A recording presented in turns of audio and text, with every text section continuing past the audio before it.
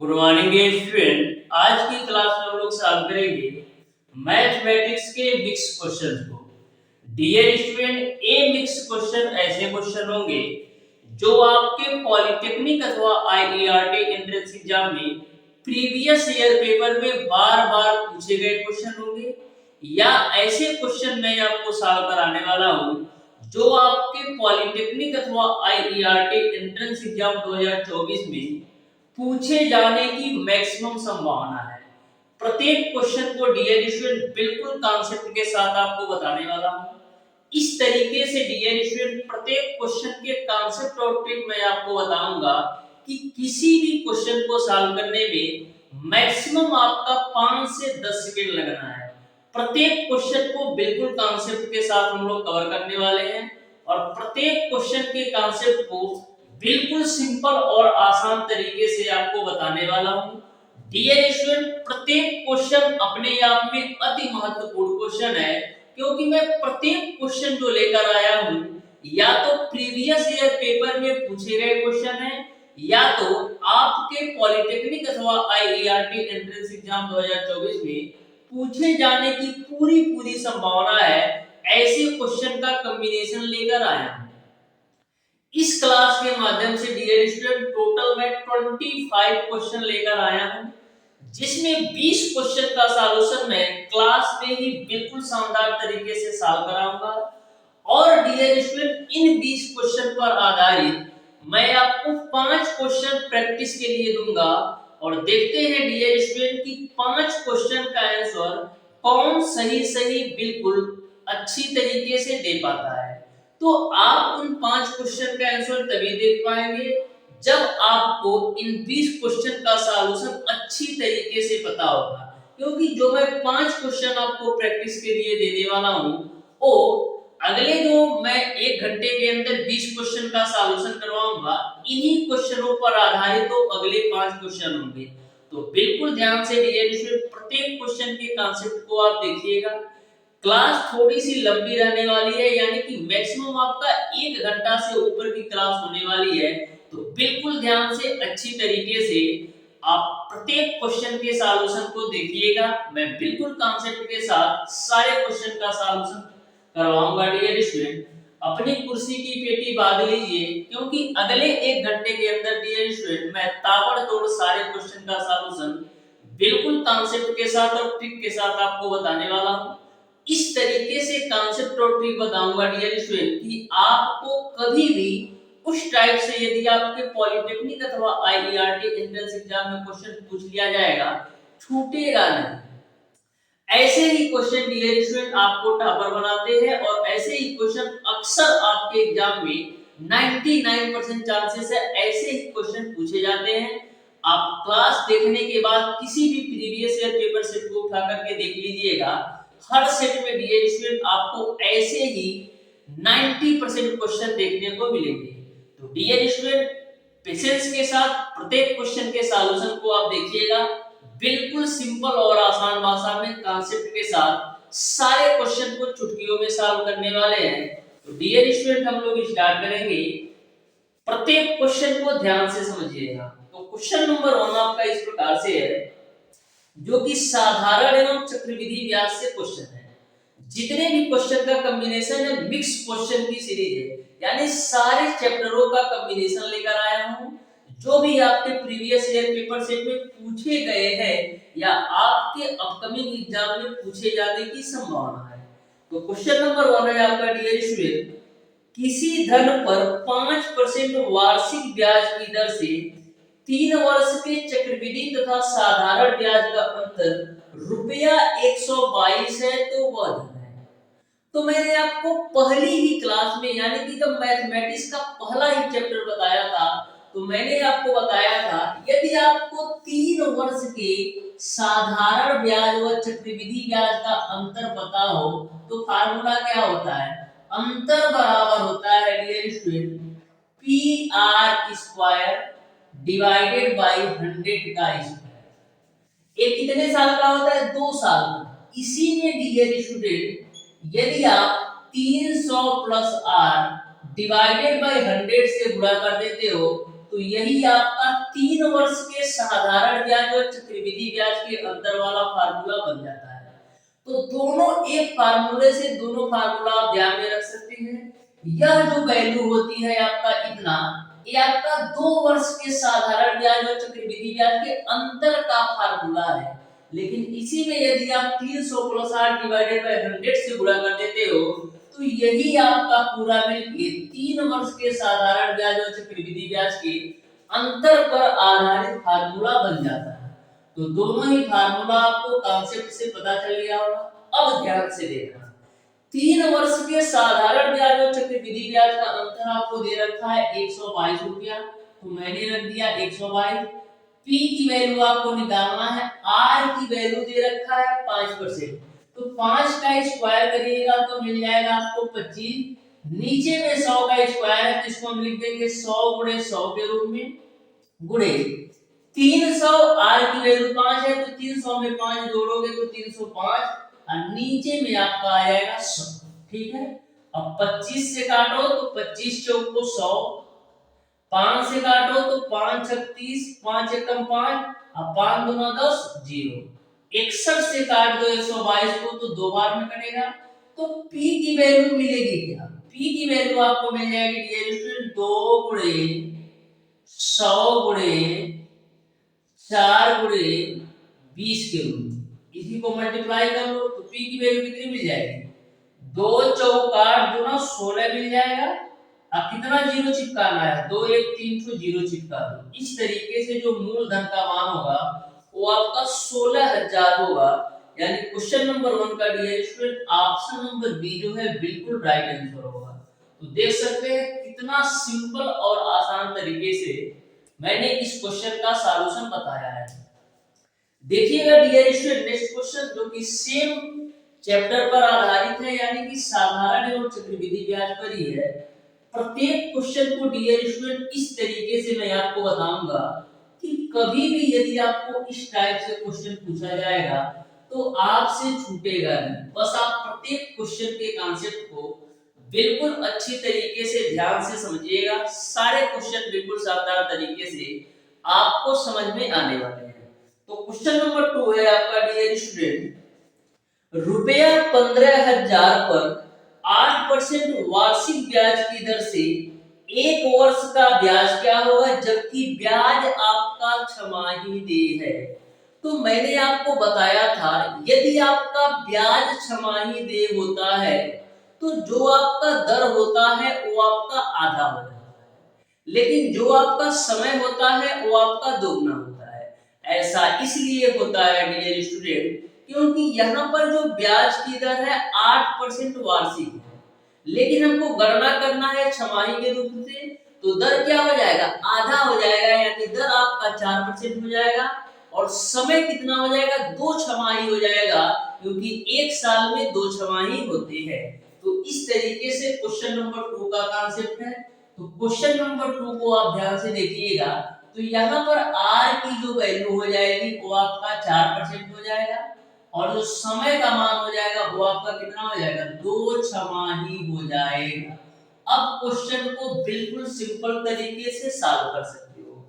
आपको बताना है कि ब्याज कितना होगा, ब्याज छमाही है तो उस पर आपको ब्याज कितना मिलेगा। तो चक्रवृद्धि ब्याज तभी आप निकाल सकते हो जब आपको चक्रवृद्धि मिश्र धन की वैल्यू पता हो। तो चक्रवृद्धि मिश्र धन बराबर क्या होता है? A बराबर P 1 प्लस R अपान 100 पे पावर n होता है। तो सारी वैल्यू रख दो। P की वैल्यू आपको कितना दे रखा है? P की वैल्यू आपको डियर स्टूडेंट दे रखा है 15,000। 1 प्लस R की वैल्यू आपका है 4 डिवाइडेड बाय 100 और n की वैल्यू 2 है। 4 से काटो तो 25 बार में कटेगा, तो मिलेगा क्या आपको? मिल जाएगा आपको 15,000 गुणे 25 से कम 25 से 26/25 का स्क्वायर। 26/25 के स्क्वायर को क्या लिखेंगे? 26/25 गुणे 26/25 के रूप में। 25 से काट दो तो 25 छक्का 150 होता है और डबल जीरो उतार दो। 25 से काटो तो 25 दूना 50 और 25 चौको 100 होता है, तो मिलेगा क्या आपको? 24 गुणे 26 गुणे 26। अब यदि मैं आपसे बोलूं कि आपका क्वेश्चन का आंसर आ गया, तो पूछिएगा कैसे, देखना ध्यान से डियर स्टूडेंट। आपको चक्रवृद्धि ब्याज निकालना है। यदि मैं पूछूं कि 24 गुणे 26 गुणे 26 का यूनिट डिजिट क्या होगा, यानी गुणा करने पर इकाई का अंक क्या होगा, तो गुणा करने पर इकाई का अंक क्या होगा, एक बार और एक स्टेप और चलते हैं, ध्यान से देखना। तो 24 गुणे 26 गुणे 26 आपका होता है 676। तो देखो इन 24 का 676 में गुणा करोगे कितना आएगा, तो गुणा करने पर इकाई का अंक कितना आएगा, 6 चौक 24, यानी इकाई का अंक कहीं ना कहीं आपका 4 आएगा। ये बात आपको क्लियर है। यदि मैं 24 का गुणा 676 में करूंगा तो आपका इकाई का अंक यानी यूनिट डिजिट तो 4 ही आएगा, और यूनिट डिजिट 4 आए, इसमें से मूलधन घटाना है 15,000। तो बताओ जब 4 में से 0 घटाओगे तो लास्ट में कितना आएगा, 4। यानी आपको समझ में आ गया कि आंसर जो आएगा उसका जो यूनिट डिजिट होगा, उसका जो इकाई का अंक होगा वो आपका 4 होगा। इस तरीके से आप ऑप्शन नंबर सी को बिना कैलकुलेशन किए टिक कर सकते हो। बिना कैलकुलेशन किए ऑप्शन नंबर सी को टिक कर सकते हो, क्योंकि एक ही ऑप्शंस में यूनिट डिजिट 4 है, एक ही ऑप्शंस में इकाई का अंक 4 है, वो आपका है ऑप्शन नंबर सी। इस तरीके से आप समय को बता सकते हैं। अब डियर स्टूडेंट मैं आपको गुणा करके भी दिखा देता हूं, ध्यान से देखना। 24 से गुणा 676 में करना है, ठीक है। तो देखो कैलकुलेशन सिंपल करने के लिए हम क्या करते हैं, 24 को हम लिख देते हैं डियर स्टूडेंट 25 माइनस का 1, 676 है तो 676, ठीक है ना हो। अब देखो अब क्या करेंगे, अब इसको गुणा करा लो तो हो जाएगा आपका 25 गुणे 675 माइनस का 675, ठीक है। अब गुणा करो, 25 बच्चे 125, ये 676 है, ठीक है। 25 छक्का 150, हासिल बचे 15। अब 25 सते कितना होता है 175, और 175 में 15 जोड़ोगे तो 190, यानी हासिल 0, हासिल बचा 19। अब 25 छक्का 150, और 150 में 19 जोड़ोगे कितना होगा, 150 में 19 जोड़ दो, तो 150 में 19 जोड़ोगे तो आपको मिल जाएगा 169। अब माइनस का कर दो डियर स्टूडेंट, माइनस का कर दो डियर स्टूडेंट, 676 है, गलती से 76 है, ठीक है, 676 है, तो माइनस का कर दो 676। अब घटा दो तो देखो कितना आएगा, 10 में से 6 जाएगा 4, 9 में से 7 जाएगा 2, फिर यहाँ पे 8 में से 6 जाएगा 2, फिर यहाँ पर आपका 5 और यहाँ पर 1, ठीक है ना हो, 5 और 1, नहीं यहाँ पर 6 ही होगा, ठीक है। 16,224 रुपया आया, तो देख सकते हैं 16,224 रुपया, यानी कि गुणा कराएंगे तो भी आपका इकाई का अंक 4 आएगा, और डायरेक्ट यहाँ से आप इकाई का अंक निकाल कर भी आंसर दे सकते हो। तो देखो 16,224 में से 15,000 घटाओगे तो 1,224 रुपया मिल जाएगा। इस तरीके से आपका ऑप्शन नंबर सी सही हो जाएगा। इस तरीके से डियर स्टूडेंट मैंने आपको दोनों ही तरीके बता दिए हैं। आप इसको कैलकुलेशन करके भी सॉल्व करोगे तो भी आपका आंसर वही आएगा। यदि आप इकाई के अंक से सॉल्व करोगे तो भी आपका वही आंसर आएगा। इकाई के अंक से सॉल्व करने से फायदा ये है कि आपका 25 से 30 सेकेंड 25 से 30 सेकेंड यानी कि जो आपका यह सारा कैलकुलेशन है इसका टाइम बच जाएगा। अब देखिएगा next question dear student, question number 3। प्रत्येक क्वेश्चन के जितने भी कॉन्सेप्ट बन सकते हैं डियर स्टूडेंट, जितने भी ट्रिक बन सकते हैं, सारे कॉन्सेप्ट और ट्रिक मैं आपको बिल्कुल अच्छी तरीके से बताने वाला हूं, जिससे आपको किसी भी प्रकार का डाउट और किसी भी प्रकार का कंफ्यूजन किसी भी क्वेश्चन में ना हो, सारे क्वेश्चन को बिल्कुल शानदार तरीके से क्लियर कराऊंगा।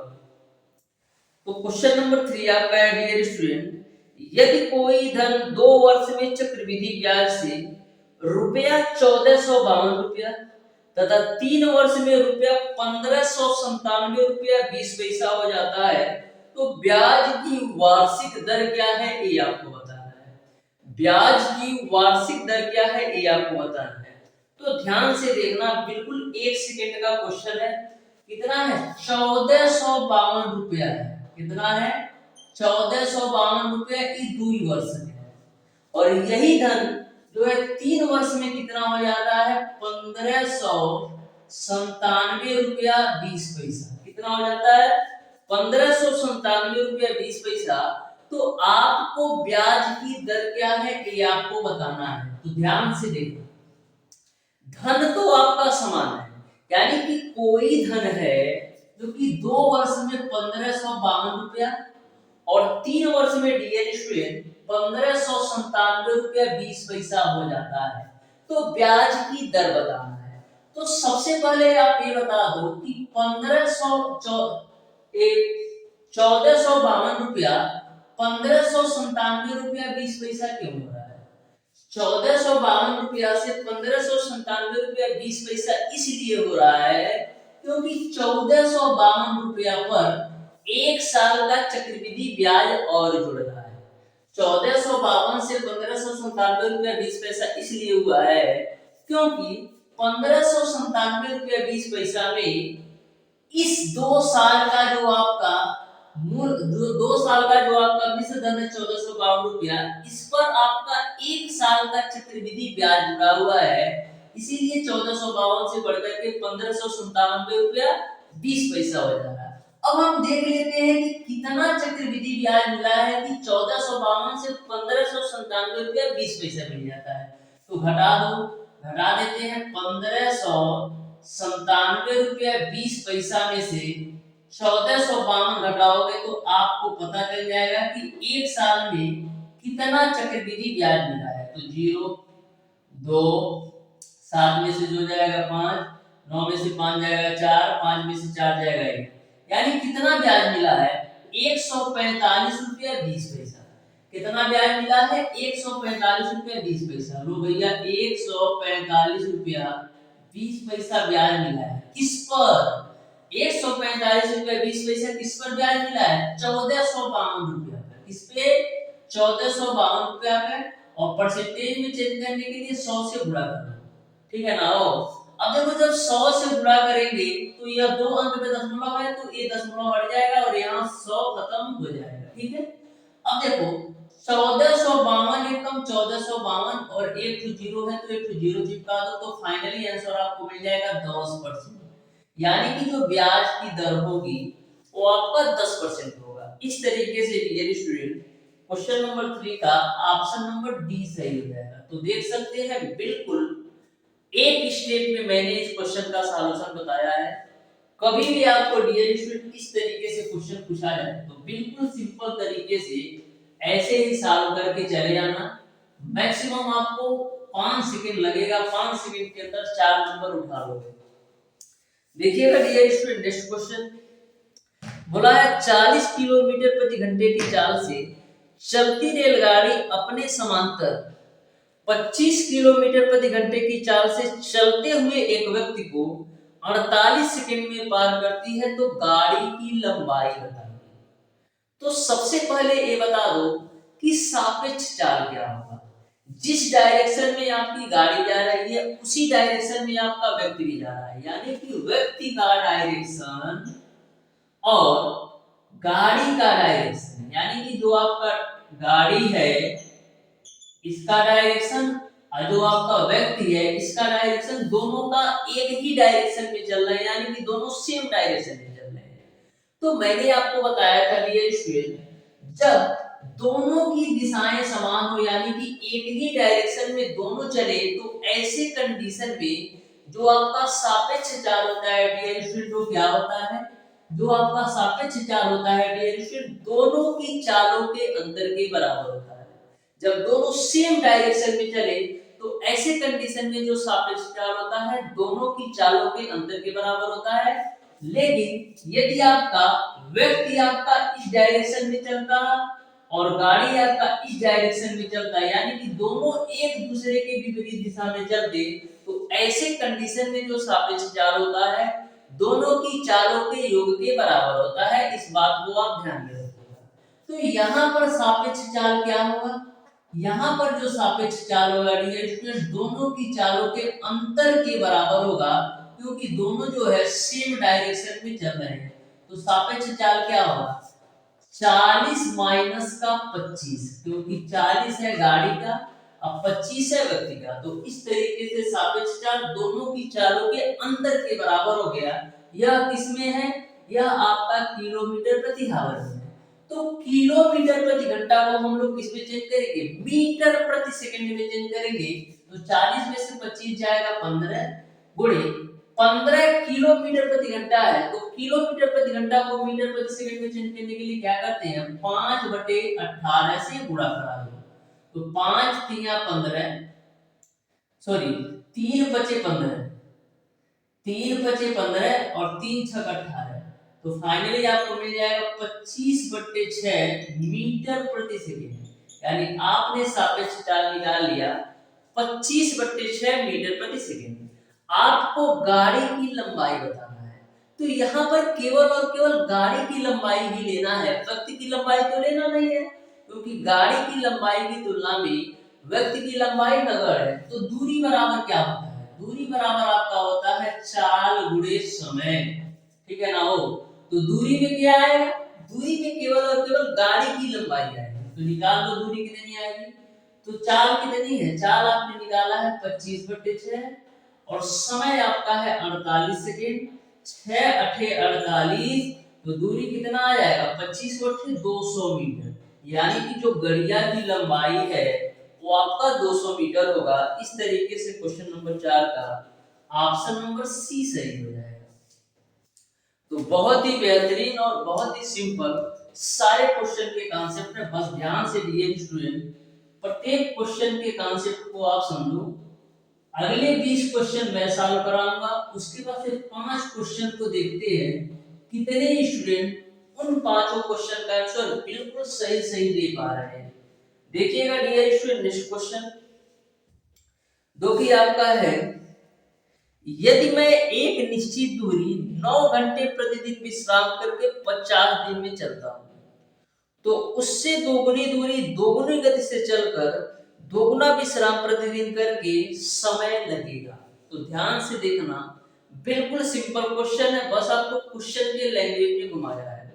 बोला है यदि मैं एक निश्चित दूरी 9 घंटे प्रतिदिन विश्राम करके 50 दिन में चलता, तो मैं सबसे पहले मान लेता हूं कि निश्चित दूरी आपका डी है, ठीक है ना हो।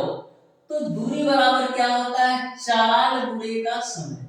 तो निश्चित दूरी तो मैंने डी माना है, अब बात आती है चाल। तो चाल को आप यस मान लो और निश्चित दूरी को मैंने डी माना है। टाइम क्या होगा, क्या बोल रहा है कि 9 घंटे प्रतिदिन विश्राम करके 50 दिन में तय करता हूं। यदि मैं डेली के 9 घंटे विश्राम करता हूं तो 24 घंटे में होता है एक दिन। यदि 9 घंटे में विश्राम करूंगा तो कितना काम करूंगा, केवल और केवल 15 घंटा। यानी कि डेली वो यदि 15 घंटा चलता है तो 50 दिन में वो निश्चित दूरी तय कर लेता है। यहाँ तक आपको क्लियर है, क्योंकि वो डेली 9 घंटे विश्राम करता है, तो 24 घंटा में यदि 9 घंटा विश्राम कर लेगा तो केवल और केवल वो 15 घंटा डेली चलता है, तो 50 दिन में तय कर लेता है।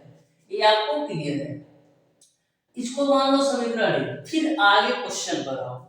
फिर आगे बोला गया है डियर स्टूडेंट, उससे दोगुनी दूरी दोगुनी गति से चलकर और दोगुना विश्राम करके हमें कितना समय लगेगा। यानी कि दूरी को भी हम दोगुना कर दे रहे हैं, चाल को भी हम दोगुना कर दे रहे हैं, और जो विश्राम करने का समय है वो भी हम दोगुना कर रहे हैं।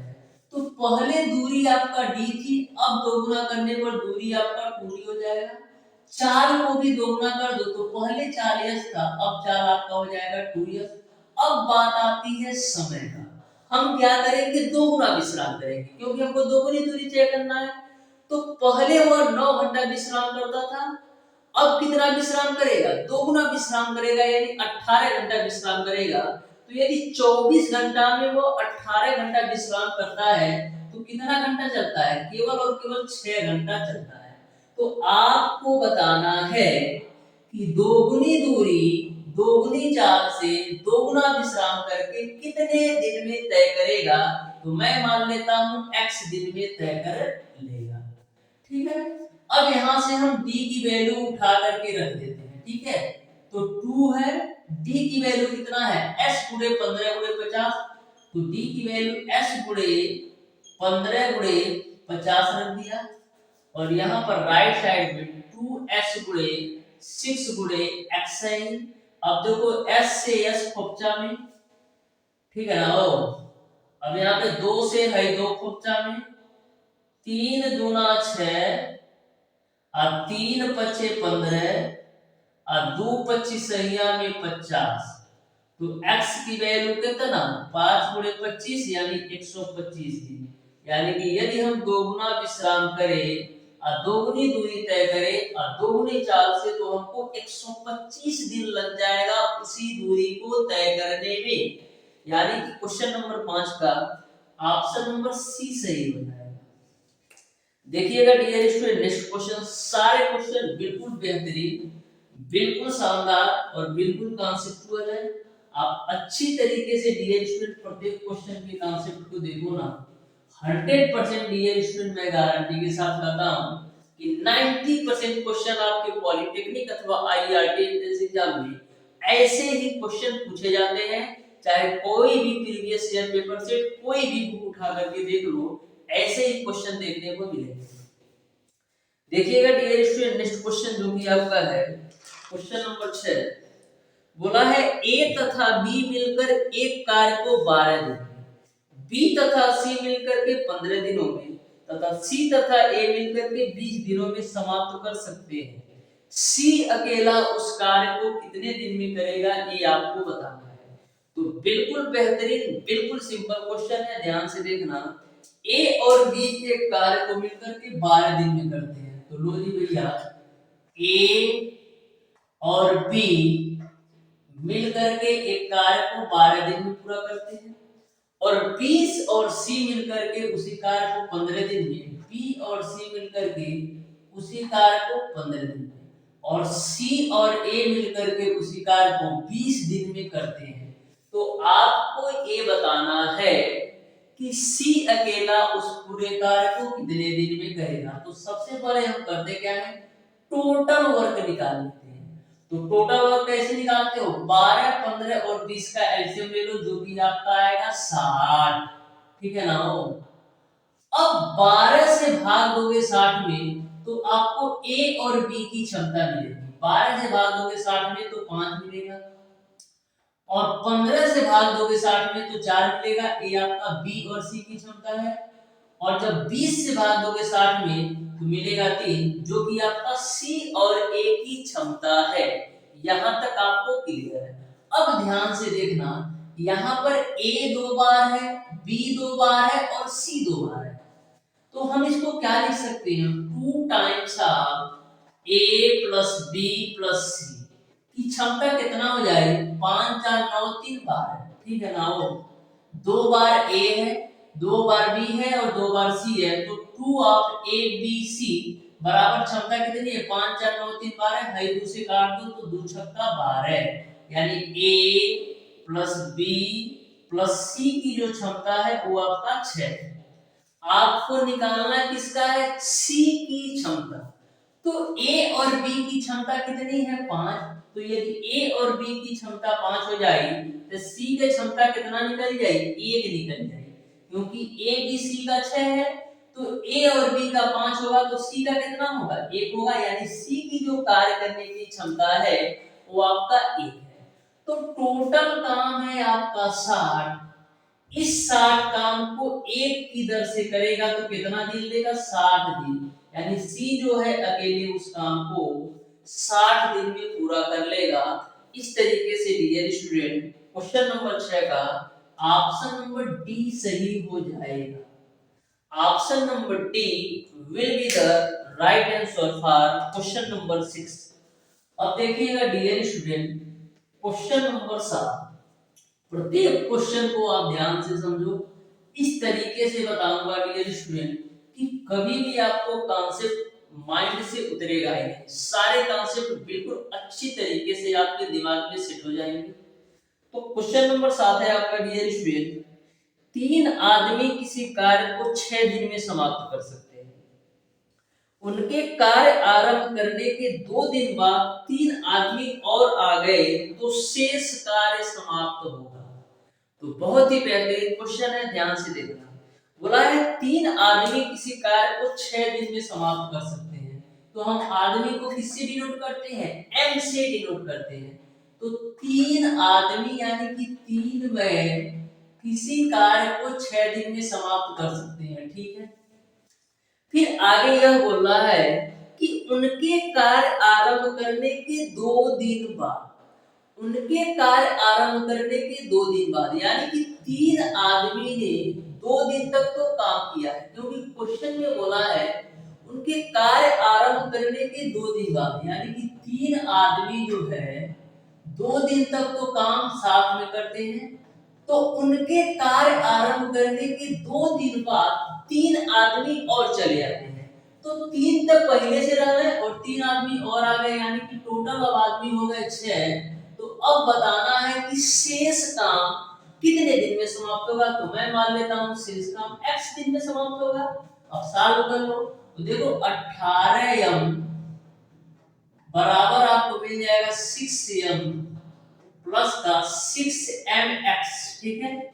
अब देखो 18m में से 6m घटाओगे तो मिल जाएगा आपको 12m बराबर 6m इंटू का x। 6m से 12m को काटोगे 2 बार में, तो यानी x की वैल्यू कितनी मिल जाएगी? 2 दिन, यानी कि शेष कार्य को 2 दिन में समाप्त कर दी है। इस तरीके से क्वेश्चन नंबर 7 का ऑप्शन नंबर ए सही हो जाएगा।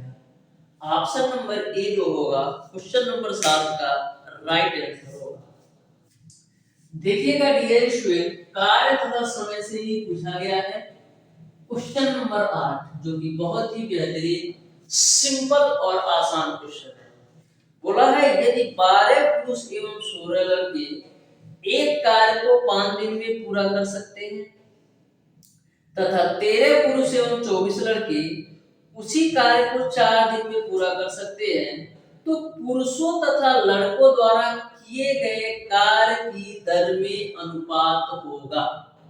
तो बहुत ही सिंपल क्वेश्चन है, ध्यान से देखना। क्या बोला है कि 12 पुरुष एवं 16 लड़के किसी कार्य को 5 दिन में कर लेना, ठीक है। तो पुरुष को हम क्या मानते हैं? यम मानते हैं, या यम से डिनोट करेंगे, और लड़का को हम बी से डिनोट करते हैं, क्योंकि बॉय मींस लड़का होता है।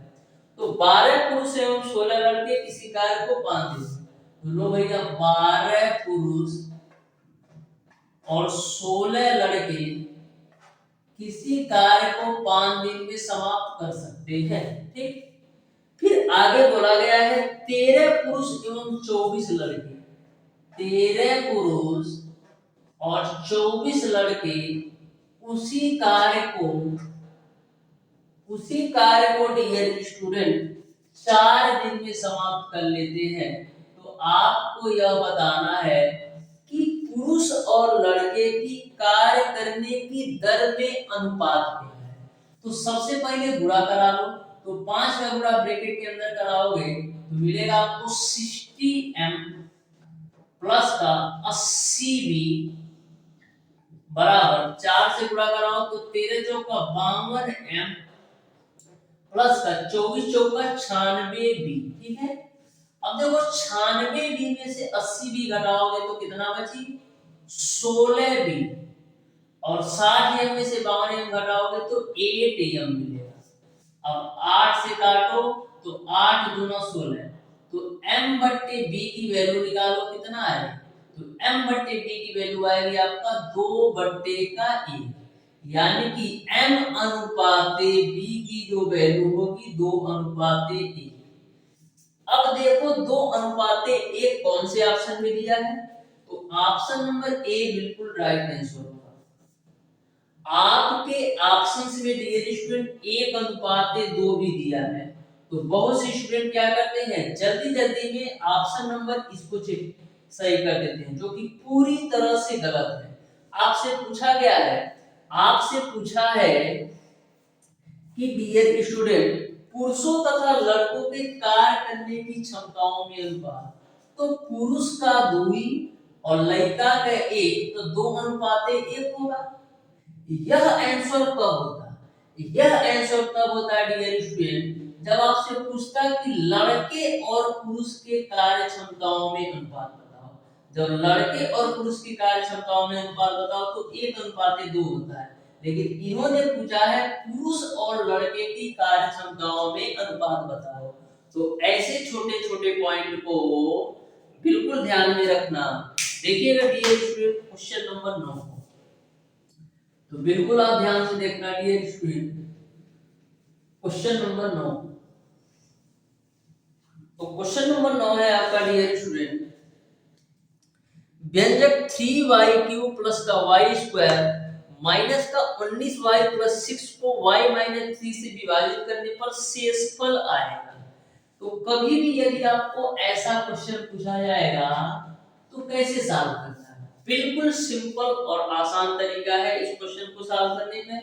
बोला है y-3 से विभाजित करने पर शेषफल का आएगा, तो हम क्या करेंगे, y-3 बराबर 0 लिख सकते हैं, तो y की वैल्यू यहां से निकालोगे 3।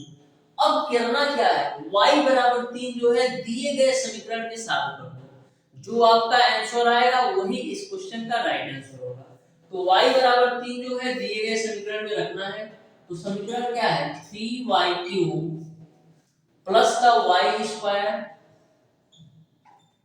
माइनस का 19y प्लस का 6, y की वैल्यू 3 रख दो, तो 3 का क्यूब प्लस का 3 का क्यूब करो, स्क्वायर करोगे 9 माइनस का 19 गुणे 3 प्लस का 6, तो 3 3 का 9 3 27 3 कितना होगा, 81 प्लस का 9 माइनस का 19 57 प्लस का 6, तो 81 और 9 90 और 90 6 96, 96 में से 57 घटा दो तो कितना मिलेगा, 16 में से 7 जाएगा 9, 8 में से 5 जाएगा 3, यानी 39 शेषफल आएगा। इस तरीके से डियर स्टूडेंट क्वेश्चन नंबर 9 का ऑप्शन नंबर ए सही हो जाएगा। कौन सा, ऑप्शन नंबर ए सही होगा क्वेश्चन नंबर 9 का।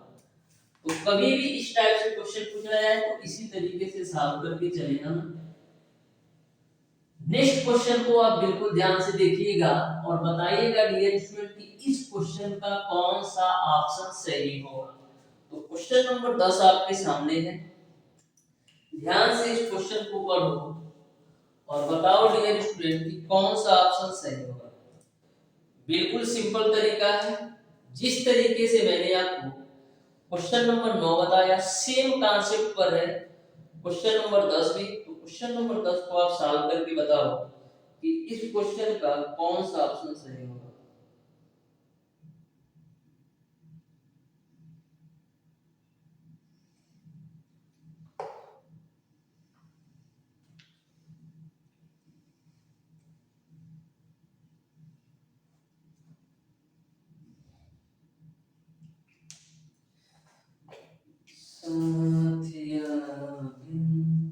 तो क्वेश्चन नंबर 10 को आप ध्यान से देखिएगा, ये बहुत ही सिंपल और आसान है भी है। बोला है यदि 2x³ plus 4x² plus 2ax plus b पूरी तरह x² माइनस 1 से विभाजित हो जाए तो a और b का मान क्या होगा, a आपको बताना है। a और b का मान क्या होगा, a आपको बताना है। तो ध्यान से देखना, समीकरण आपको दे रखा है 2x³ प्लस का 4x² प्लस का 2ax प्लस का b के रूप में। बोला है पूरी तरह x² माइनस 1 से विभाजित बा, तो आपके a और b का मान क्या होगा, a आपको बताना है। तो ध्यान से देखना, x² माइनस 1 से विभाजित होने का मतलब क्या है, x² माइनस 1 बराबर 0 लिख सकते हैं। तो यहां से x² बराबर आपका 1 भी तो आ जाएगा और x की वैल्यू निकालोगे तो प्लस माइनस का 1 होगा। यहां तक आपको क्लियर है कि x की वैल्यू प्लस माइनस का 1 होगा, यानी कि x का जो मान आएगा वो आपका एक आएगा और दूसरा आपका माइनस का 1 आएगा। तो हम करेंगे क्या, एक बार x बराबर 1 रख करके ए और बी में संबंध निकालेंगे तो पहला समीकरण मिली, और एक बराबर x बराबर माइनस का एक रख करके इस समीकरण को सॉल्व करेंगे तो दूसरा समीकरण मिल जाएगा। हम दोनों समीकरण से a और b की वैल्यू निकाल सकते हैं। तो ध्यान से देखना, सबसे पहले हम x बराबर 1 रखेंगे, तो x बराबर 1 रखोगे तो यहां से आपको मिलेगा क्या 2, प्लस का यहां पर रखोगे तो 4, यहां पर x बराबर a रखोगे तो 2a, और प्लस का b बराबर में 0, तो यहां से आपको मिल जाएगा 2a प्लस का b बराबर माइनस का 6, इसको मान लो समीकरण a। ये तो x बराबर 1 पर पहला समीकरण मिला है। अब x बराबर माइनस 1 रखो तो ध्यान से देखना, 2 माइनस 1 का होल क्यूब प्लस का 4 माइनस 1 का होल स्क्वायर, अब प्लस का 2a x की वैल्यू माइनस का 1 प्लस का b बराबर 0। ठीक है, तो यहां से माइनस 1 का क्यूब करोगे तो माइनस का 1 होगा, यानी माइनस का 2 देकर जाएगा। अब माइनस 1 का स्क्वायर करोगे तो 1 होगा, तो 4 गुणे 1 4 होगा। अब देखो माइनस का 2a आपको यहां पर मिल जाएगा, अब प्लस का b बराबर 0, तो इसको आप सॉल्व करिएगा तो माइनस 2a हम राइट साइड ले जाएंगे तो 2a मिलेगा, अब प्लस b राइट साइड ले जाएंगे तो माइनस का b मिलेगा, बराबर कितना मिली हो, तो 4 में से माइनस 2 जाएगा तो 2 मिलेगा। इसको आप मान लो समीकरण नंबर 2। अब आप आसानी से a और b की वैल्यू निकाल सकते हो, तो हम करेंगे क्या, समीकरण 1 व 2 को जो है ना आपस में जोड़ देते हैं। क्या करेंगे, समीकरण 1 व 2 को आपस में जोड़ देते हैं। तो देखना ध्यान से, तो समीकरण 1 व 2 को आप आपस में जोड़ो, तो समीकरण 1 क्या है, 2a प्लस का b बराबर 6 माइनस का 6, ठीक है, और समीकरण 2 है आपका 2a माइनस का b बराबर है आपका 2। ठीक है, इसको हल कर लो तो e खोपचा में जाएगी, a यहां मिली आपका 4a बराबर आपको मिल जाएगी माइनस का 4, ये 4 से 4 खोपचा में, तो a की वैल्यू आपको मिल जाएगा माइनस का 1, a की वैल्यू आपको मिल जाएगा माइनस का 1। अब a बराबर माइनस 1 समीकरण 2 में रखो तो 2a की वैल्यू माइनस का 1 माइनस का b बराबर 2, तो यहां से आपको क्या मिलेगा, माइनस का b बराबर 4 मिलेगा, तो यहां से हम क्या लिख सकते हैं, b बराबर माइनस का 4, b बराबर आपने निकाल लिया माइनस का 4 और a बराबर माइनस का 1। इस तरीके से क्वेश्चन नंबर 10 का जो राइट आंसर होगा वो आपका ऑप्शन नंबर बी सही है। तो कभी भी डियर स्टूडेंट इस टाइप से क्वेश्चन पूछा जाए तो आपको घबराने की बिल्कुल जरूरत नहीं, सारे क्वेश्चन बिल्कुल सिंपल और आसान होते हैं, बस आपको कॉन्सेप्ट अच्छी तरीके से प्रत्येक क्वेश्चन का पता होना चाहिए। किसी भी क्वेश्चन को डियर स्टूडेंट मैक्सिमम आप 5 से 10 सेकंड के अंदर उड़ा सकते हो, बस आपको कॉन्सेप्ट अच्छी तरीके से क्वेश्चन का पता होना चाहिए। तो देखिएगा डियर स्टूडेंट नेक्स्ट क्वेश्चन जो कि आपका है क्वेश्चन नंबर 11, बहुत ही बेहतरीन, बहुत ही सिंपल और बहुत ही आसान क्वेश्चन है। तो क्वेश्चन नंबर 11 है डियर स्टूडेंट, वह बड़ी से बड़ी संख्या ज्ञात करें जिससे 23, 35 तथा 41 से भाग देने पर प्रत्येक दशा में 5 शेष बचे। तो सबसे पहला बात आप ये ध्यान में रखिएगा, कभी भी यदि आपको बड़ी से बड़ी संख्या पूछे, कभी भी यदि आपको बड़ी से बड़ी संख्या पूछे तो हमेशा ध्यान में रखिएगा आपको मौसा निकालना है। कभी भी यदि आपको बड़ी से बड़ी संख्या पूछे तो हमेशा ध्यान में रखिएगा मौसा निकालना है, और कभी भी यदि आपको छोटी से छोटी संख्या पूछे तो ये समझ जाना कि लौसा निकालना है। तो ध्यान से देखना, क्वेश्चन में बोला है कि वह बड़ी से बड़ी संख्या ज्ञात करें जिसे 23, 35 तथा 41 में भाग देने पर प्रत्येक दशा में 5 शेष बचे। प्रत्येक दशा में कितना शेष बचे, 5 शेष बचे। तो सबसे पहले हम करेंगे क्या, 23, 35 और 41 में से 23, 35 और 41 में से सबसे पहला कदम ये है आपका कि 5 घटा दो, क्योंकि प्रत्येक दशा में 5 शेष बचता है ना, तो सबसे पहले 5 5 सब में से घटा दो। तो लो जी भैया 5 5 घटा दिया, तो यहाँ घटाओगे तो मिलेगा आपको 18, यहाँ पर घटाओगे तो मिलेगा 30 और यहाँ पर घटाओगे तो मिलेगा 36। अब करना क्या है, 18, 30 और 36 का मौसा निकालना। तो 18, 30 और 36 का मौसा कैसे निकालो, लो निकाल भी देता हूं। 18, 30 और 36 का मौसा निकालो तो 6, 6 3 18, 6 5 30, 6 6 36। और कुछ बचेगा? और कुछ तो मिलने वाला है नहीं, यानी मौसा कितना आएगा? केवल और केवल 6 आएगा। इस तरीके से डियर स्टूडेंट क्वेश्चन नंबर 11 का जो राइट आंसर होगा वो आपका ऑप्शन नंबर सी सही हो जाएगा। तो हमेशा ध्यान रखिएगा, कभी भी आपको बड़ी से बड़ी संख्या याद करना है तो सबसे पहले जो शेषफल आवता है ना वही के सब में से घटा दो, फिर जो बची संख्याएं हैं उसका मौसा निकाल दो, वही आपका आंसर होगा। देखिएगा डियर स्टूडेंट नेक्स्ट क्वेश्चन जो कि आपका है क्वेश्चन नंबर 12, ध्यान से देखना। बोला है वह छोटी से छोटी संख्या ज्ञात करें जिसको 10, 20, 30 तथा 40 तथा 50 से भाग देने पर प्रत्येक दशा में 7 शेषफल बचे। इसके पहले जो मैंने क्वेश्चन सॉल्व कराया है उसमें छोटी बड़ी से बड़ी संख्या ज्ञात करना था। इसमें क्या है, छोटी से छोटी संख्या ज्ञात करना है जिसमें प्रत्येक दशा में 7 शेषफल बचे। तो सिंपल सा कॉन्सेप्ट है डियर स्टूडेंट कि यदि आपको छोटी से छोटी संख्या पूछा जाए तो आपको करना क्या है, सभी संख्याओं का लॉस निकाल करके 7 जोड़ देना है, क्योंकि प्रत्येक दशा में 7 शेषफल तभी बचेगा जब आप सभी संख्याओं का लॉसा निकाल करके उसमें आप 7 जोड़ दोगे। आप इसको चेक भी कर सकते हो, ध्यान से देखना। क्वेश्चन नंबर 12 तो सबसे पहले हम करेंगे क्या, 10, 20, 30, 40 और 50 का हम लॉसा निकाल देते हैं। 10, 20, 30, 40 और 50 का हम लॉस निकाल लेते हैं। तो सबसे पहले 10 से काटना स्टार्ट करो। 10 एकम 10, 10 दूना 20, 10 तिया 30, 10 चौक 40 और 10 पच्चीस 50, ठीक है ना हो। अब 2 से तो 1 1 3, 2 दूना 4 5। अब सिंपल तरीका हो गया, अब तो कुछ काम है नहीं, टुकड़ा करा लो। 5 दूना 10 तिया 30, तो 30 यहां से मिल जाए गुणे और 10 गुना 20, तो 30 गुणे 20 कितना हुई 600, यानी आपने एलसीएम निकाल लिया 600। शेषफल कितना आता है 7, तो एक 7 जोड़ दो तो मिल जाएगा कितना 607। तो समझ में आ गया होगा कि जो बड़ी से बड़ी छोटी से छोटी संख्या होगी वो आपका 607 होगा।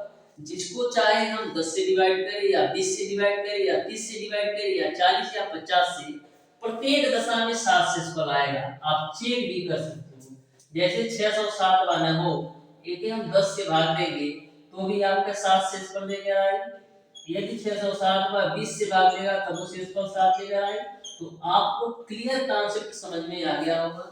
यदि आपको बड़ी से बड़ी संख्या पूछा जाए तो सबसे पहले करेंगे क्या, जो संख्याएं दी गई है उसमें से शेषफल घटा दो, उनका मौसा निकालो। यदि आपको छोटी से छोटी संख्या पूछा जाए तो क्या करोगे, सभी संख्याओं का लॉसा निकाल के उसमें जो शेषफल आ रहा है वही जोड़ दो, वही आपका आंसर होगा। ठीक है, देखिएगा डियर स्टूडेंट नेक्स्ट क्वेश्चन जो कि आपका है क्वेश्चन नंबर 13। तो बहुत ही बेहतरीन, बहुत ही कॉन्सेप्चुअल और बहुत ही लॉजिकल क्वेश्चन है। आप ध्यान से देखिएगा तो आपको समझ में आएगा। ऐसे क्वेश्चन में डियर स्टूडेंट अक्सर स्टूडेंट गलती कर देते हैं, लेकिन इस क्वेश्चन में कुछ भी नहीं है। यदि आप ध्यान से इस क्वेश्चन के कॉन्सेप्ट को समझोगे ना तो इस क्वेश्चन में आपको कुछ भी नहीं देखने को मिलेगा। ध्यान से देखना, बोला है 3, 5, 8 तथा 9 से विभक्त होने वाली न्यूनतम संख्या जो पूर्णवर्ग हो। यानी कि आपको क्वेश्चन में ऐसा बोला जा रहा है कि 3, 5, 8 और 9 से विभक्त होने वाली ऐसी संख्या आप बता दो जो कि पूर्णवर्ग हो। तो सबसे पहले हम करेंगे क्या, 3, 5, 8 और 9 का हम एलसीएम निकालेंगे।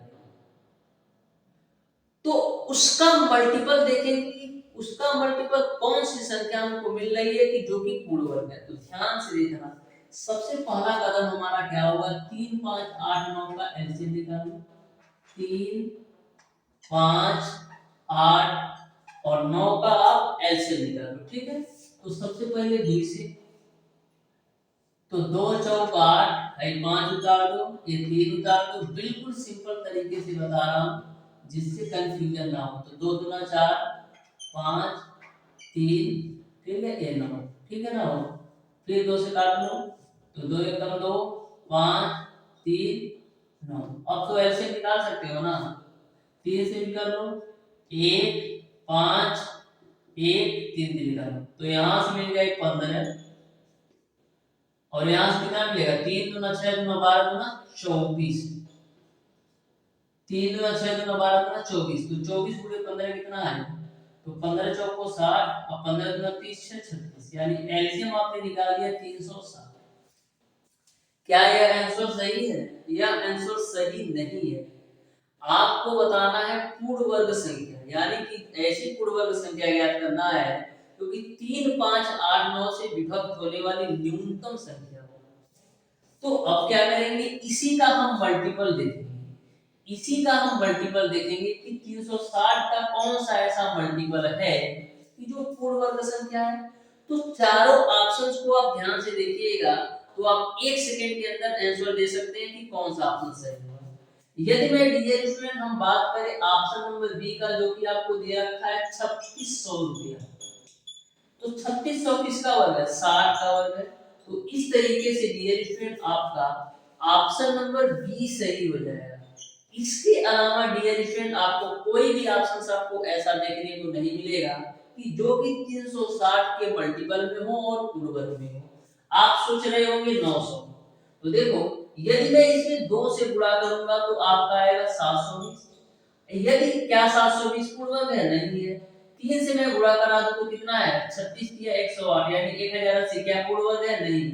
यानी एक ही ऑप्शन आपको ऐसा देखने को मिल रहा है जो कि 3600 है जो कि पूर्ण वर्ग है। तो हमेशा ध्यान में रखिएगा सबसे पहला कदम यह है आपको दी गई संख्याओं का आप एलसीएम निकालो फिर इसी का मल्टीपल देखना है इसी का मल्टीपल देखना है अपने से जोड़ना घटाना नहीं है इसी का मल्टीपल देखना है। तो इसी का मैंने मल्टीपल देखा कि 360 गुणे 10 आपका 3600 होता है और ऑप्शन में आपका 3600 दिया भी है और 3660 का वर्ग है। इस तरीके से आपका ऑप्शन नंबर बी सही हो जाएगा। यदि आपका 3600 नहीं दिया रहता तो हम और आगे बढ़ते 11 से गुणा करके चेक करते 12 से गुणा करके चेक करते 15 से गुणा करके चेक करते जब तक हमारा पूर्ण वर्ग नहीं आता तब तक हम मल्टीपल करते जाते हैं। देखिएगा डियर स्टूडेंट नेक्स्ट क्वेश्चन जो कि आपका है क्वेश्चन नंबर 14 जो कि घातांक एवं पौड़ी से पूछा गया है और बहुत ही सिंपल और आसान सा ये भी क्वेश्चन है। लास्ट के डियर स्टूडेंट 10 से 15 मिनट और आप दे दो क्लास में समाप्त करने वाला हूं और लास्ट के 5 क्वेश्चन मैं आपको प्रैक्टिस के लिए दूंगा। तो ध्यान से देखना क्वेश्चन नंबर 14 को बोला है 256 पे पावर 0.06 क्या दे रखा है 256 पे पावर 0.06 गुणे 256 पे पावर 0.19 256 पे पावर 0.19 इसका मान क्या है ये आपको बताना है। तो सबसे पहले ये बता दो कि 256 को हम 2 के पावर के रूप में क्या लिख सकते हैं। तो देखो कैसे 2 दूना 4 दूना 8 दूना 16 दूना 32 दूना 64 दूना 128 128 दूना 256 यानी कि 256 को हम 2 पे पावर 8 के रूप में लिख सकते हैं। तो 256 को मैंने लिख दिया 2 पे पावर 8 के रूप में। अब बाहर पावर ऑलरेडी 0.06 है गुणे इस भी 256 को हम लिख सकते हैं 2 पे पावर 8 के रूप में। अब बाहर पावर आपका 0.19 है सॉल्व कर लो तो 2 पे पावर कितना होगा 8 का गुणा 0.06 में करोगे तो 0.48 मिलेगा गुणे 2 पे पावर 8 का गुणा 19 में करो तो 19 बटे कितना हो रहा हो 152 कितना अंक दशमलव 2 अंक दशमलव। तो यहां से आप देखो कि दोनों के आधार सेम है तो दोनों के आधार समान है तो क्या करेंगे घातों को आपस में जोड़ सकते हैं तो मिल जाएगा आपको 0.48 प्लस का 1.52 तो मिल जाएगा आपको 2 पे पावर 2 जिसकी वैल्यू होती है 4। इस तरीके से क्वेश्चन नंबर 14 का ऑप्शन नंबर सी सही हो जाएगा।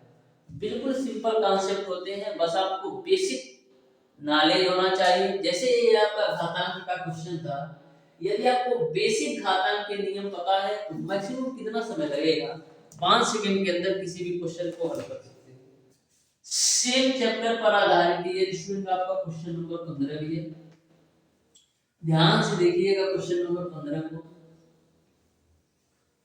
तो क्वेश्चन नंबर 15 आपका है यदि 9 पे पावर 2x माइनस का 1 बराबर 2 पे पावर 5 माइनस का 5 हो तो x का मान क्या आएगा, ये x का मान क्या आएगा, ये आपको बताना है। तो क्या दे रखा है, 9 पे पावर 2x माइनस 1, 9 पे पावर 2x माइनस 1 बराबर में आपको दे रखा है 2 पे पावर 5 माइनस का 5 क्यूब। तो x की वैल्यू क्या आएगी, ये बताना है। तो 9 को क्या लिख सकते हो, 9 को हम लिख सकते हैं 3 का स्क्वायर के रूप में। बाहर पावर आपका 2x माइनस का 1 है। 2 पे पावर 5 की वैल्यू कितनी होती है, 2 पे पावर 5 की वैल्यू 32 होती है। 2 दूना 4 दूना 8 दूना 16 दूना 32, यानी 2 पे पावर 5 की वैल्यू 32। अब 32 में से 5 घटाओगे तो 27, ठीक है। तो 3 पे पावर इस 2 का अंदर में मल्टीप्लाई कराओ तो 4x माइनस का 2। अब 27 को हम लिख सकते हैं 3 पे पावर 3 के रूप में। अब दोनों के आधार समान हो गए तो क्या कर सकते हैं, घातों की तुलना कर सकते हैं। तो मिल जाएगा आपको 4x माइनस का 2 बराबर 3। तो 4x बराबर आपको मिल जाएगा 5। तो x बराबर कितना मिल जाएगा, 5/4। इस तरीके से डियर स्टूडेंट क्वेश्चन नंबर 15 का ऑप्शन नंबर सी सही हो जाएगा। देख रहे हो ना विरोध। अब देखिएगा डियर स्टूडेंट क्वेश्चन नंबर 16 को भी, जो कि घातांक एवं कौड़ी से है। बस लास्ट के लिए स्टूडेंट 10 मिनट और दे दो। आज की क्लास में एंड करने वाला हूं। बहुत ही बेहतरीन क्वेश्चन है, 4 से 5 क्वेश्चन बहुत ही खतरनाक क्वेश्चन है। आप ध्यान से देखिएगा ना, प्रत्येक क्वेश्चन में आपको कॉन्सेप्ट और टिप देखने को मिलेगा। तो क्वेश्चन नंबर 16 आपका है dear student, root over 3/7 power x धन 1 है बराबर 343/27 है। तो x की वैल्यू क्या है, ये आपको बताना है। तो बहुत ही बेहतरीन, बहुत ही सिंपल क्वेश्चन है। दे रखा है root over 3/7 power x plus 1, ठीक है ना, वो x प्लस 1 बराबर में आपको दे रखा है 343/27, कितना, 343/27। तो x की वैल्यू क्या आएगी, ये बताना है। तो सबसे पहले यदि यहाँ से हम कड़ी हटाएंगे तो क्या होगा, यदि हम कड़ी हटाएंगे तो पावर में 1/2 आ जाएगा। तो हम सबसे पहला कदम कड़ी हटा देते हैं। तो 3/7 की पावर कितना हो जाएगा, x प्लस 1 डिवाइडेड बाई 2। अब 343/27 को हम क्या ले सकते हैं, 343 आपका 7 का क्यूब है और 27 आपका 3 का क्यूब है। तो इसको हम क्या ले सकते हैं, 7/3 का क्यूब के रूप में, क्योंकि 7 का क्यूब 343 और 3 का क्यूब 27, ठीक है। अब देखो दोनों के आधार सेम नहीं है, तो हम क्या करेंगे, आधार पहले समान करेंगे। तो 3/7 पे power x plus 1 divided by 2 बराबर, इसका आधार समान करना है तो हम क्या करेंगे, इसको हम पलटी मार देंगे। क्या करेंगे, पलटू कर देंगे। तो जैसे हम पलटी करेंगे तो जो पावर होगा ना वो माइनस में हो जाएगा। तो हम पलट देते हैं, 7/3 को हम कर देते हैं 3/7, और जो पावर प्लस में है ना ये माइनस में है, ठीक है ना। हो अब मैंने क्या किया, 7/3 को 3/7 कर दिया, तो पावर क्या होगा, प्लस में 7 तो माइनस में हो जाएगा। अब आप देखेंगे दोनों के आधार समान हो गए तो हम घातों की तुलना कर सकते हैं। तो मिल जाएगा आपको x प्लस 1 डिवाइडेड बाई 2 बराबर माइनस का 3। तो यहाँ से x की वैल्यू निकालोगे तो माइनस का 7 आ जाएगा। इस तरीके से डियर स्टूडेंट क्वेश्चन नंबर 16 का ऑप्शन नंबर ए सही हो जाएगा। x की जो वैल्यू आएगी वो आपका माइनस का 7 होगा।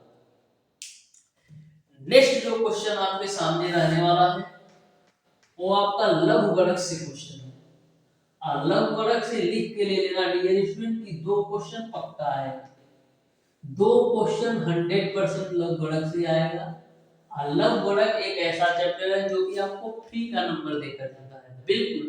यदि आपको बेसिक कॉन्सेप्ट और बेसिक फार्मूला पता है तो चुटकियों में मैक्सिमम 2 सेकंड के अंदर किसी भी क्वेश्चन को सॉल्व कर सकते हो।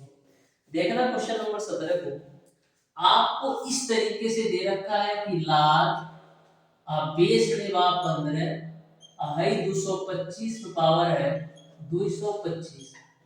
तो आपको बताना है इसकी वैल्यू क्या है। इसका मान क्या होगा ये आपको बताना है।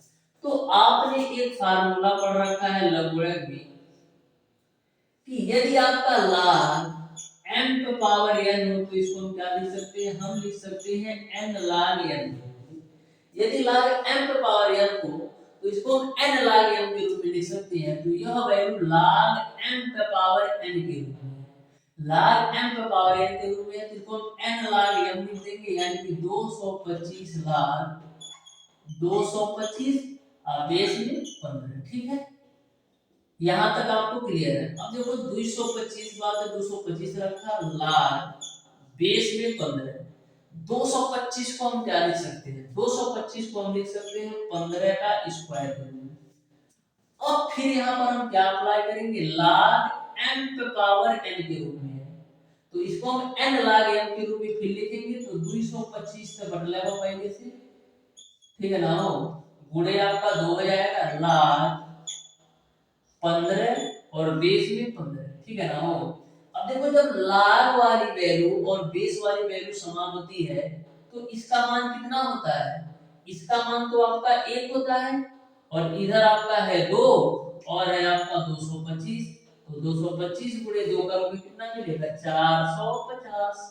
इस तरीके से डियर स्टूडेंट क्वेश्चन नंबर 17 का ऑप्शन नंबर डी सही हो जाएगा। 450 जो होगा इस क्वेश्चन का राइट आंसर होगा। नेक्स्ट क्वेश्चन जो आपके सामने है डियर स्टूडेंट, ये आपका द्विघात समीकरण से पूछा गया क्वेश्चन है। द्विघात समीकरण भी डियर स्टूडेंट महत्वपूर्ण चैप्टर है, इससे भी आपका मिनिमम 3 क्वेश्चन तो आता है। मिनिमम यदि बोला जाए तो 3 क्वेश्चन प्रत्येक वर्ष पूछा जाता है द्विघात समीकरण से। और द्विघात समीकरण के जो कॉन्सेप्ट होते हैं कोई टिपिकल नहीं होते, सारे सिंपल और आसान होते हैं। यदि आपको बेसिक कॉन्सेप्ट अच्छी तरीके से पता है तो किसी भी क्वेश्चन को मैक्सिमम यदि बोला जाए तो 10 सेकंड के अंदर सॉल्व कर सकते हो।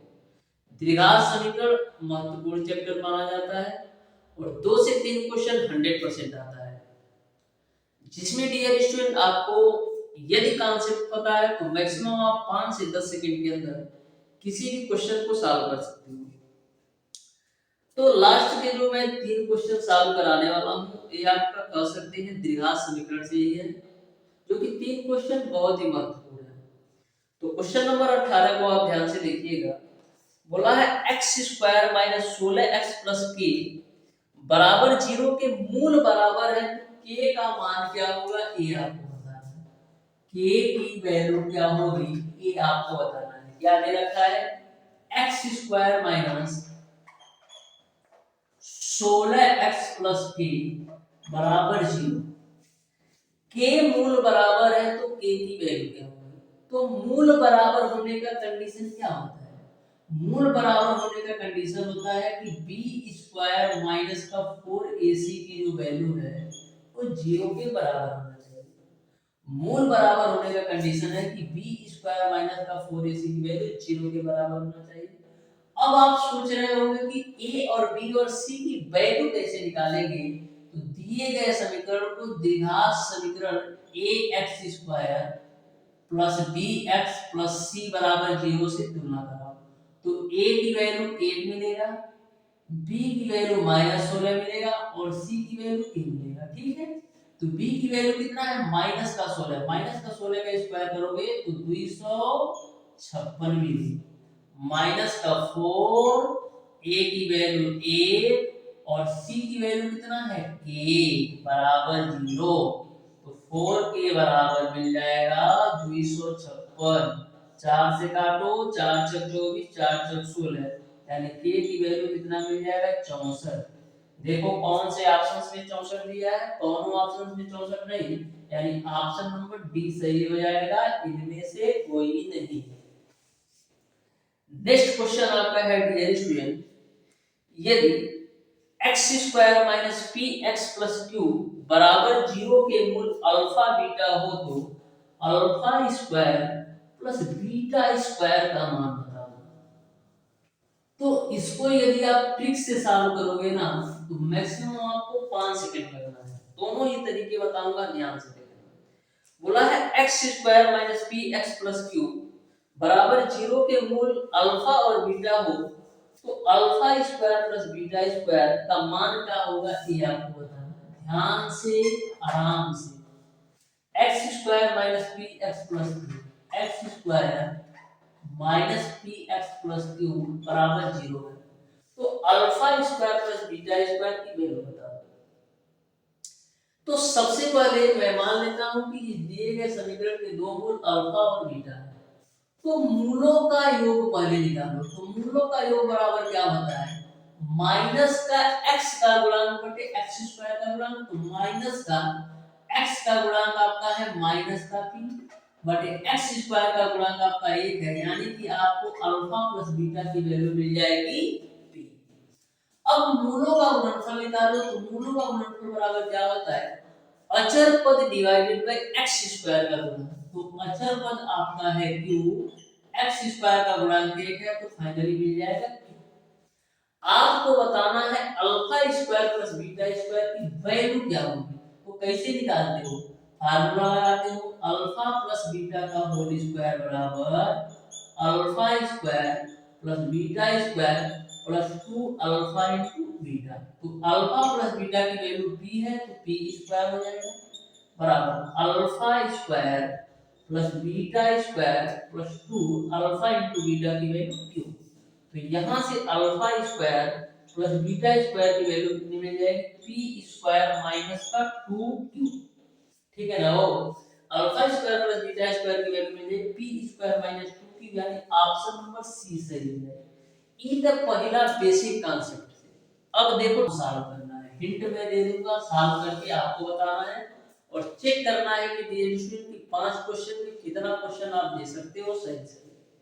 तो क्वेश्चन नंबर 20 आपका है कि 7 बट्टे x प्लस 5 बट्टे y बराबर 2 है और x प्लस 5y बराबर xy है तो xy का मान क्या होगी ये बताना है। तो ध्यान से देखना क्या दे रखा है 7 बट्टे x प्लस का 5 बट्टे y बराबर में आपका है 2 और दूसरा दे रखा है x प्लस 5y बराबर x प्लस 5y बराबर x इंटू वाई। तो आपको बताना है x इंटू वाई का मान क्या होगा।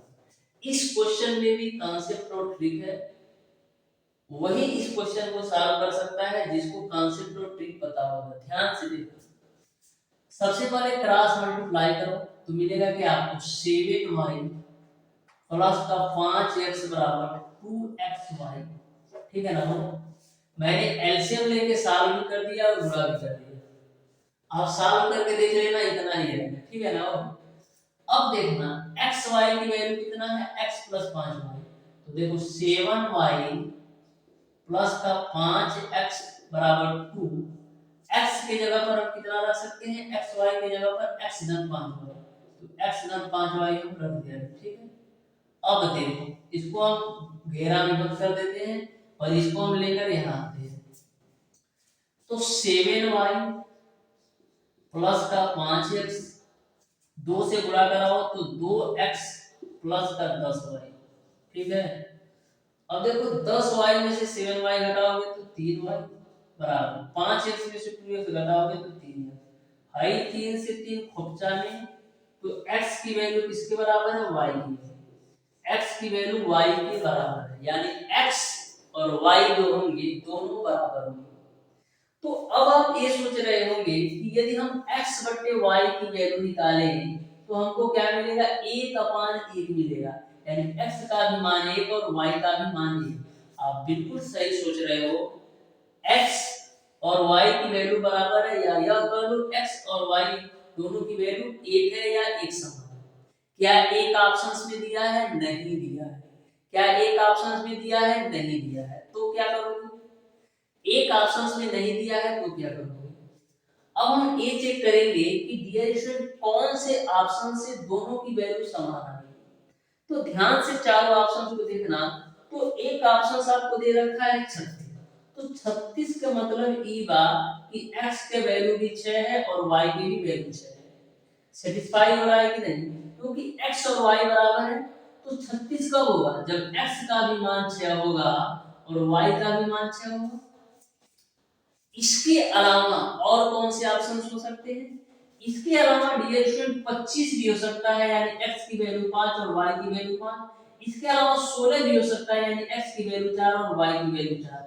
ऐसा इसलिए मैं बोल रहा हूं डियर स्टूडेंट, क्योंकि x और y की वैल्यू दोनों ही समान रहने वाले हैं, वही आपका ऑप्शन सही होगा। तो एक ही ऑप्शन आपका है पूर्ववर्ग के रूप में, पूर्ववर्ग होगा तब मैंने समान होगी। 36 है तो 36 के कंडीशन में x की वैल्यू 6 और y की वैल्यू 6 होगा, और x into y की वैल्यू 36 होगा। इसके अलावा 35 लोगे तो भी आपका x की वैल्यू कुछ और y की वैल्यू कुछ और आएगी, और 40 लोगे तब वो कुछ और आएगी, और यदि 45 लोगे तो भी आपका x की वैल्यू कुछ और y की वैल्यू कुछ और लेना है। लेकिन आपको कंडीशन ये है कि x और y की वैल्यू दोनों समान होनी चाहिए। तो एक ही कंडीशन बनता है कि x की वैल्यू 6 और y की वैल्यू 6 लेने पर ही हमारा जो आंसर होगा वो आपका सही होगा। तो ये थोड़े थोड़े दिमाग होते हैं, इसको लगाना बहुत जरूरी है भी इसमें। ऐसे ही क्वेश्चन में यदि आपको घुमा देता है तो आपको कंफ्यूजन सा होता है। तो हमेशा ध्यान में रखिएगा, यदि आपका x और y की वैल्यू बराबर है, यानी कि x into y की जो वैल्यू आएगी वो हमेशा और हमेशा क्या होगा, पूर्ववर्ग होगा। और यदि x और y बराबर है तो x into y की वैल्यू जो होगी हमेशा पूर्ववर्ग होगा, चाहे 25 दे दे, चाहे 64 दे दे, चाहे 36 दे दे, लेकिन पूर्ववर्ग होना चाहिए। ठीक है, वही आपका आंसर होता है। तो इस तरीके से मैंने आपको अपने तरीके से 20 मिक्स क्वेश्चन का तो सॉल्यूशन करवा दिया है। अब बारी है डियर स्टूडेंट आपकी। अब मैं आपको 5 क्वेश्चन बताता हूं, इन 5 क्वेश्चन को आप लोग सॉल्व करिएगा और बताइएगा कौन सा, कितने स्टूडेंट पांचों क्वेश्चन का बिल्कुल सही आंसर दे सकते हैं। तो क्वेश्चन नंबर 1 आपके सामने इस तरीके से है, बोला है वह मूलधन जिसका 20% की दर से 2 वर्ष के साधारण तथा चक्रवृद्धि ब्याज का अंतर ₹90 है तो पहला ही क्वेश्चन मैंने आपको बता दिया है कि जब 2 वर्ष का साधारण ब्याज और चक्रवृद्धि ब्याज का अंतर पूछा है तो कैसे सॉल्व करना है। तो पहला क्वेश्चन आपका ए रहा। दूसरा क्वेश्चन आपका ये है कि कोई धन इतना है कि उससे ए को 21 दिन की मजदूरी, बी को 28 दिन की मजदूरी दी जा सकती है। ए तथा बी को वह धन को उस धन से मजदूरी दी जा सकती है। ये आपका दूसरा क्वेश्चन है। तीसरा क्वेश्चन आपका ये है किसी दुर्ग में 150 सैनिकों के लिए 45 दिन का खाना था, 10 दिन पश्चात 25 सैनिक चले गए तो शेष खाना कितने दिन के लिए पर्याप्त होगा। तो तीसरे क्वेश्चन में थोड़ा सा मैं हिंट दूंगा। क्वेश्चन में बोला है 150 सैनिकों के लिए 45 दिन का खाना था, लेकिन 10 दिन पश्चात 25 सैनिक चले गए। तो यहाँ पर कंडीशन ए है डियर स्टूडेंट कि 150 सैनिकों ने 10 दिन तक तो खाना खाया, तो 45 दिन का पहले खाना था, अब कितना खाना है 35 दिन का, यानी कि 150 सैनिकों के लिए जो 35 दिन का खाना है वही 125 सैनिक कितने दिनों तक खाएंगे ये आपको बताना है। क्वेश्चन नंबर 4 आपका है 2467 में पावर 153 के मान में इकाई का अंक क्या है ये आपको बताना है। इकाई का अंक क्या है ये आपको बताना है, जो कि नंबर सिस्टम से क्वेश्चन है। क्वेश्चन नंबर 5 है आपका डियर स्टूडेंट कि x माइनस वाई का whole cube plus Y minus Z का whole cube plus Z minus X का होल क्यूब का मान क्या होगा ये आपको बताना है। जिस भी स्टूडेंट को इन सारे क्वेश्चन के कॉन्सेप्ट अच्छी तरीके से पता हो, और अच्छी तरीके से उसी को पता होगा जिसने हमारी पिछली क्लासेस ले रखा होगा। तो मैक्सिमम इन पांचों क्वेश्चन को 2 मिनट के अंदर, मैक्सिमम मैं बोलता हूँ 2 मिनट के अंदर सॉल्व कर सकता है। तो इन पांचों क्वेश्चन का आंसर आप लोग जरूर कमेंट बॉक्स में बताइएगा। तो डियर स्टूडेंट आज की क्लास आपको कैसी लगी, मिलते हैं डियर स्टूडेंट नेक्स्ट क्लास में, तब तक के लिए धन्यवाद।